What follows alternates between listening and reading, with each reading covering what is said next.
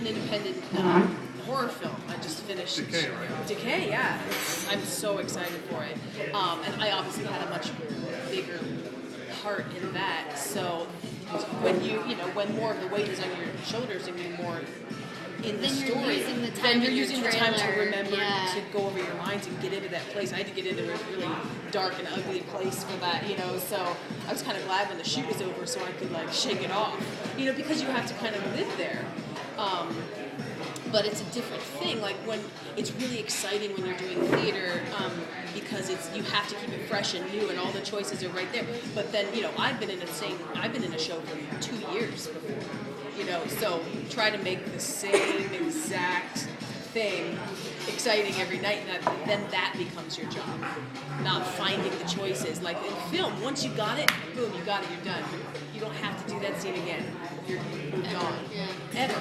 They've captured it. Sometimes I wish they would capture some of my better moments on theater and then can you just press play? Because I really got it. 2 nights ago it was the best.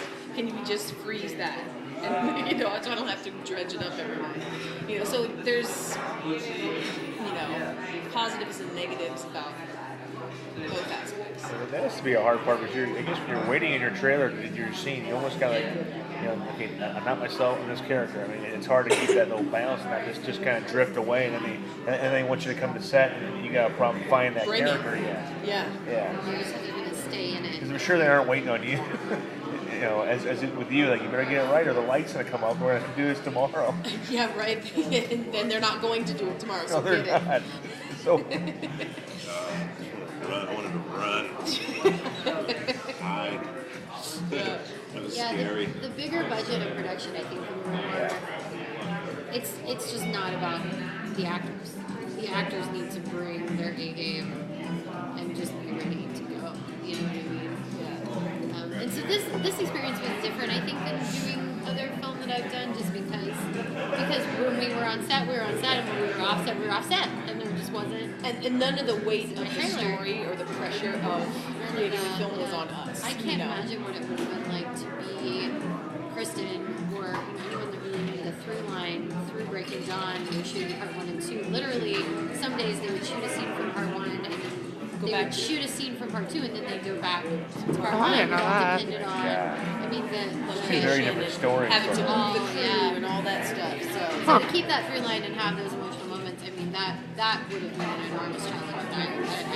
I didn't want to think about figuring that out. Yeah. So talk a little bit about the costuming. How long did it take you to get into your vampire garb? And talk a little about the makeup and the contacts. How did you all feel about donning that?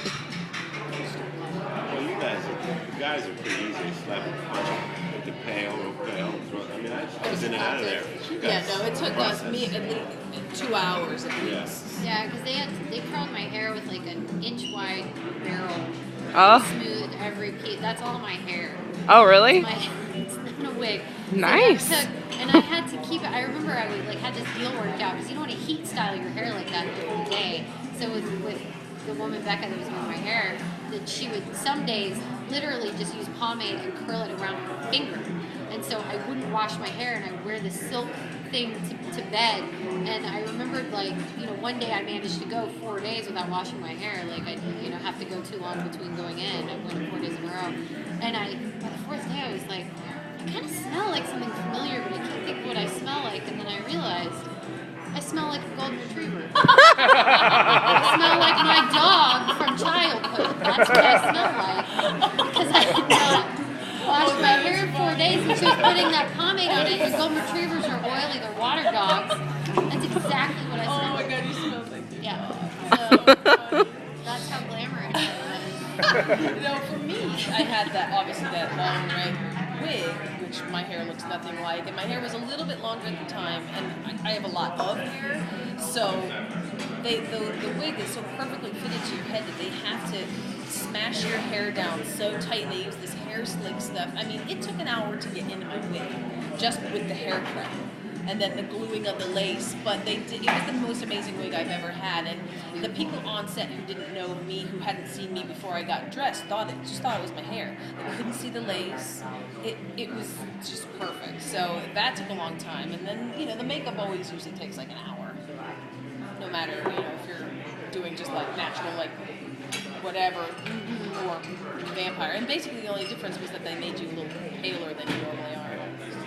But I do know with the makeup design, they wanted it to be a little more natural. I think for parts 1 and 2, I think they discussed that. It was a little less dramatic than the previous films. A little more natural. Like, I wasn't even wearing lipstick. It's like a stain. Yeah. Yeah. It was light. I've heard the contacts were a big pain. Yeah.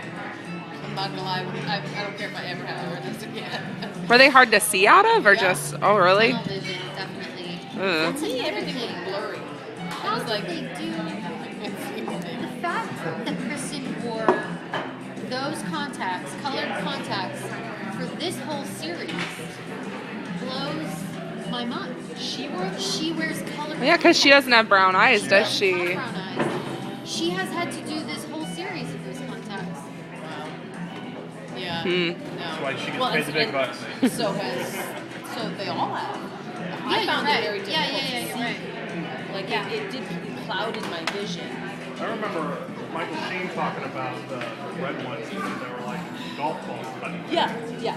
They're really large, and like when we went to the ophthalmologist to have them fitted, and just because I'd never worn contacts, I don't wear glasses, he said, "I'm going to put a regular contact in your eye." They put it in, and I was like, "Oh, that's not bad. I can't even feel it. This is great." Granted, that was like a normal contact. And he said, "Now these aren't going to feel quite like that." And he put it in, and I was like, "Oh, like I was such a baby." I was like, "Oh my god!" I was like, "I'm never going to be able to do it." It's so large and They're thick. yeah, and they had a whole team, like a whole tent, just devoted to the contact lens people. And then you'd go and you'd line up and you'd get your contacts. They're in the I- special features too. Yeah, I had to have someone put mine in every time. Like she ended up just like popping hers. Yeah, but I was very cavalier about it because I've worn contacts since I was 12, and I'm the one that ended up with corneal abrasions, and I had to wear glasses for 6 months after shooting because Oh. I had been a little, and they warned me, and it's my fault. I had been cavalier about putting them in, and I would take them out sometimes when we were in the arena, and there was all that dust in the arena, and it would get up under there, and I was not as sensitive to it because I was used to wearing it. So I didn't notice that anything was happening until I got home after shooting. And my eyes just would not stop being red. And I finally went to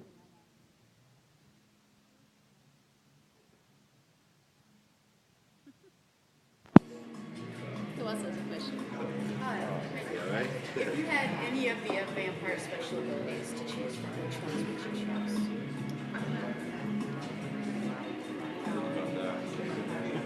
I've been asked this question before. I know. I would say I'd want Siobhan's power because she can, will a situation to go in her favor. I mean, that's a pretty broad skill. That's pretty awesome. So, Take her to Vegas. I used to think I'd want Maggie's to be able to tell whether or not people are lying, but sometimes it's nice to be lied to. Sometimes you would just rather not know. know the truth. That's a good point. Just get the lie and I'll learn the truth later. Yeah. Patrick, I want to ask you about, is there a big difference between television shooting? I know you shot many episodes on Black Donnellys. Between that and like film, I mean, is it the same one for an actor? Is there any kind of change in preparation or anything? Yeah, I mean, I haven't worked too much in front of the camera. I mean, I've done a handful of jobs. So I'm still kind of figuring it out. Yeah, yeah. And I haven't had a part that's very demanding yet in front of the camera. Yeah, kinda Most of the like- stuff that I've done is kind of characters on the outskirts, and then, Yeah. Yeah, I find let's see, again, I haven't had a big part, really. Yeah, you can tell the difference. I find it, I don't know, I have a lot of angst, I want to go. There's a lot of skating around, there's a lot of, you know what I mean? So that, Does it go faster on television then? Shoot it's faster? definitely faster, yeah. Yeah. In my experience too, it's Pages faster. just Oh, yeah. going. Yeah, you got 7-8 days to shoot it. Yeah, so. TV, they're much more likely to rehearse and then shoot. They're much more likely to do table reads and get the get the choices down before you get there, so that they can stay on that day. You know, For every you, day. I love the stage, man. That It's you just know, go. The stage for me is much more gratifying. You get that from the audience. You get to really live, you know. But I'm still figuring it out. You know, so, like I said, all the work in front of the camera a few times. Not like used to it. What? Just wait for that one big role, man. Yeah, I got some good things coming up. So Well, that's what I was. Things are good. I even asked the two guys, and when did we interview Cudmore and Bailey? That was November. September. The film came out. November, yeah. I asked them the same thing. It has to be great, even if it get any part in this Twilight, because then your name goes on. It has to go on a bunch of sheets now. That, yeah, for any kind of role, big and small. I mean, it has to open doors like huge. It's definitely opened the door, you know. They'll still Possibility. slam in your face, but they opened the doors now. So hey, they had the chance to open the door in the first place. Exactly. Yeah. Whereas that was locked and you threw it. Like if I went out there, who are you? Get out of here! They wouldn't even open the door for me. Yeah. They'd open it for you. No, it's Oh, true. It's definitely. I've gotten a lot more auditions Yeah. for Yeah. TV and film stuff. yeah.